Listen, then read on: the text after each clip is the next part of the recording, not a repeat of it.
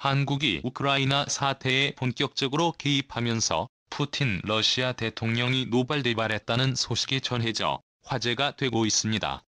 리오테라스 전 에스토니아 방위군 사령관은 러시아가 하루에 약 200억 달러 24조 원의 전쟁 비용을 지출하고 있고 자금과 무기가 빠르게 고갈되고 있다. 우크라이나가 러시아의 진군을 열흘간 막을 경우 푸틴 대통령은 블라디미르 젤렌스키 우크라이나 대통령과 협상에 들어가야 할 것이다 전했습니다. 네, 그렇습니다. 러시아의 GDP가 1600조 원인데 이 중에서 방위비는 62조 원입니다. 3일만 전쟁을 치러도 러시아의 1년 방위비가 고갈됩니다. 이 때문에 푸틴 러시아 대통령은 모든 것을 4일 안에 끝내기 위해 만반의 준비를 하며 러시아 군사력을 총동원했는데 우크라이나의 너무나도 강력한 반격에 시간 질질 끌리면서 러시아의 전쟁 비용이 고갈됐다고 테라스 전 사령관을 비롯해 핵심 관계자들이 전했습니다. 일각에서는 리오테라스 방위 사령관이 제시한 러시아의 전쟁 비용에 과도하게 책정됐다고 주장하고 있는데요. 아무리 낮게 잡아도 최근 러시아군이 하루에 쏟아부은 미사일 수와 대규모 러시아군의 수를 고려하면 러시아군이 앞으로 버틸 수 있는 날은 얼마 되지 않습니다.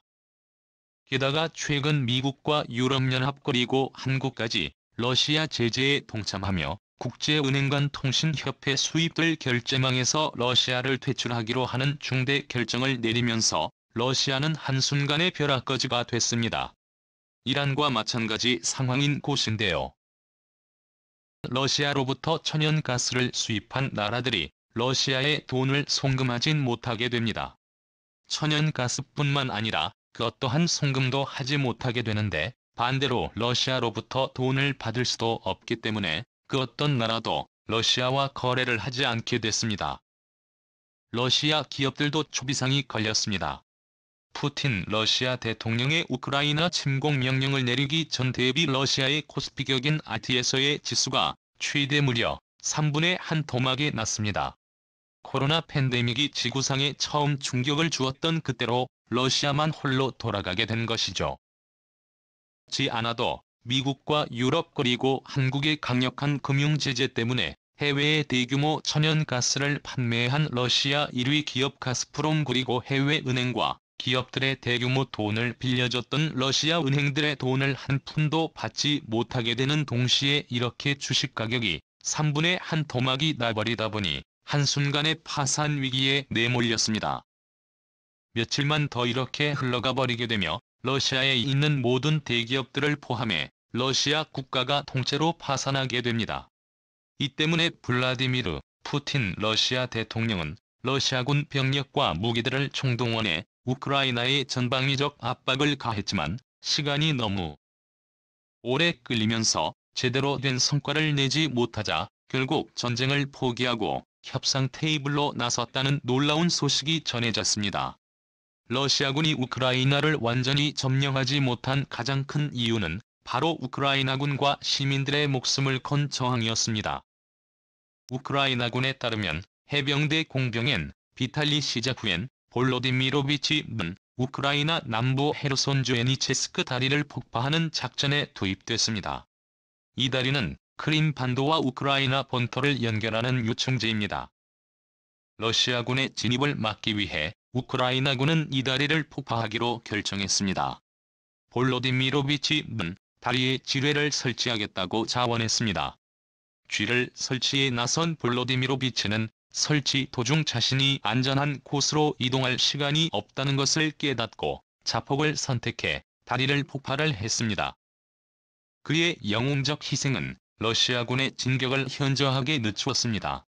부대가 방어선을 재구축할 수 있는 시간도 벌어졌습니다.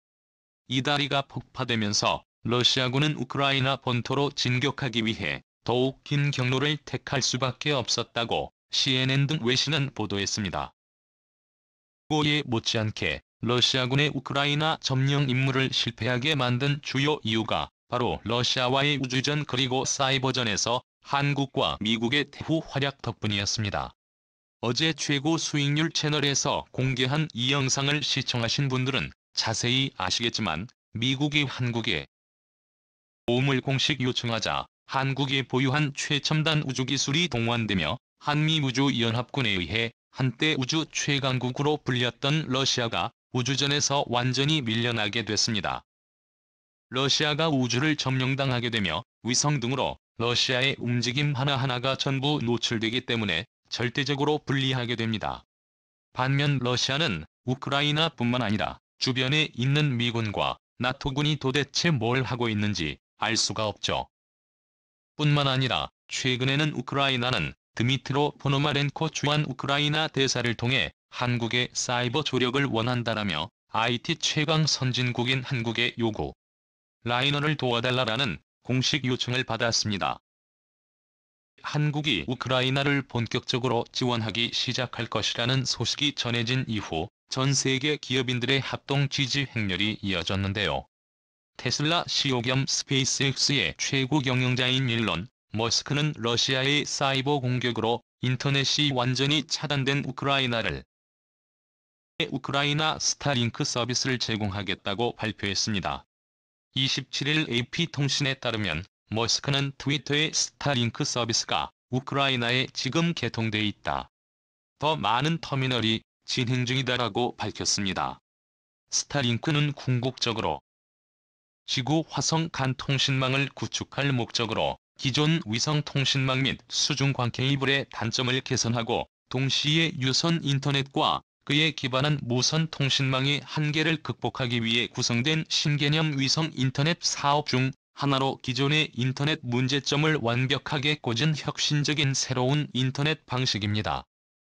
가격도 압도적으로 저렴하면서 기존의 인터넷이 안 됐던 모든 곳에서 빠른 속도의 인터넷을 사용할 수 있게 됐습니다. 게다가 정보의 송수신에서도 압도적으로 적은 에너지를 소모하기 때문에 혁신적이라 불리고 있습니다. 전 세계에서 가장 강력한 해커로 알려진 어나니머스도 나섰습니다. 러시아가 우크라이나의 거의 모든 국가 홈페이지를 해킹해 마비시키자 어나니머스가 즉각 반격에 나서주었습니다. 러시아 국영 다국어 방송 알룬 24일과 25일 해킹 공격으로 홈페이지가 마비됐는데 국제 집단 어나니머스는 25일 크렘린의 야만적인 우크라이나 침공에 대한 대응이라며 트윗을 통해 자신들이 배후임을 암시했습니다. 러시아가 전쟁을 포기한 이유는 이 때문만이 아닙니다. 천연자원에만 의존하다가 무너져버린 러시아 경제를 살려줄 유일한 나라라인 브리지 프로젝트로 러시아 경제를 살려줄 유일한 파트너 한국마저 최근 러시아 제재에 가담하자 러시아의 시위에 참여하는 러시아인들의 수가 기하급수적으로 늘어나기 시작했습니다. 러시아인들에게 한국의 영향력은 우리가 상상하는 것 이상으로 엄청납니다.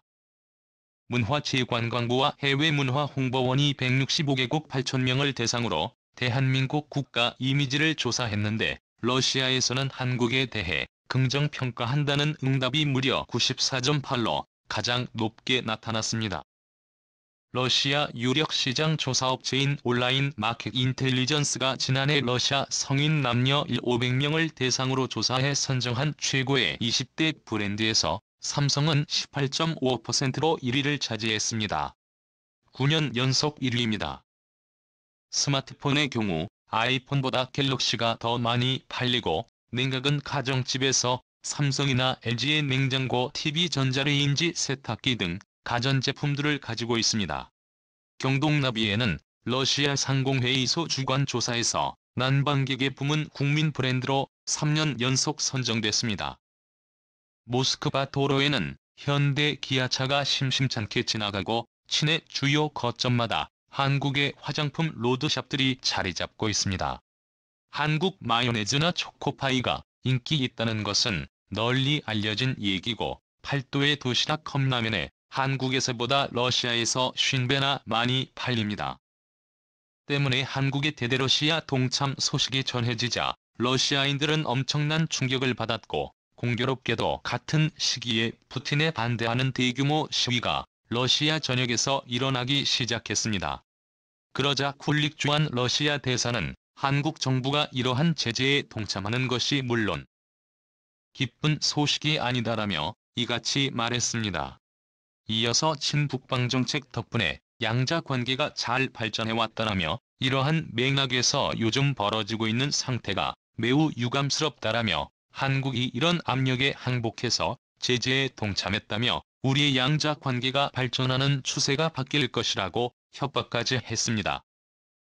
우크라이나 지지를 철회하지 않으면 그동안 진행해온 남북러 가스관과 철도 등 남북러 프로젝트를 전부 무효로 해버리겠다고 협박하고 있는 것입니다. 26일 정치범 체포를 감시하는 러시아 비정부기구 오베이드인포가 발표한 자료를 보면 러시아가 우크라이나를 침공한 지난 24일부터 26일까지 사흘 동안 전쟁 반대 집회에 나섰다가 체포된 사람만 무려 339명에 달했습니다. 러시아 시민들은 아랑고섭시의 수도 모스크바와 상트페테르부르크 등 주요 도시에서 전쟁 반대 피켓 평화를 상징하는 꽃을 드는 방식으로 반전 시위를 이어갔습니다.